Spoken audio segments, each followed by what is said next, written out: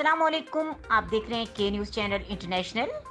खबर शामिल करेंगे कराची से। बैनुल अक़वामी फलाही तंजीम इस्लामिक रिलीफ पाकिस्तान के शोबा सिंध के तहत मकामी होटल में मुनक़्क़द तकरीब में मुमताज़ माहिरीन, मुतल्लका हुकूमत अफसरान, कानूनी माहिरीन, असातिज़ा और सहाफ़ियों ने शिरकत की।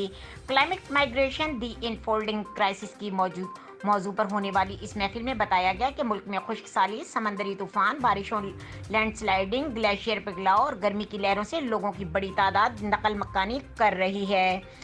यूनिवर्सिटी के ठट्टा के कैंपस से वाबस्ता मरकज बराए साहिली डेल्टा तहकीकाती इदारे के सरबराह प्रोफेसर डॉक्टर मुख्तार अहमद महर ने बताया कि ठट्टा में कायम इदारे में सिंध साहिली और डेल्टा इदारों पर तहकीक की जा रही है।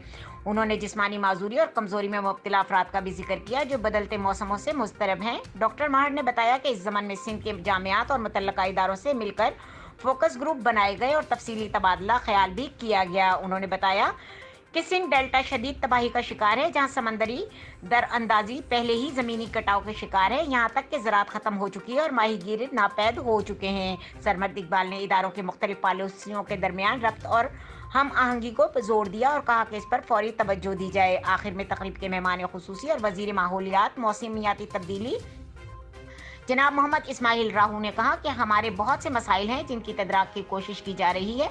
उन्होंने कहा कि माहौलियाती नकल मकानी के ज़मन में पॉलिसी साजी की अशद ज़रूरत है। मज़ीद खबरों और अपडेट के लिए देखते रहें के न्यूज़ चैनल इंटरनेशनल।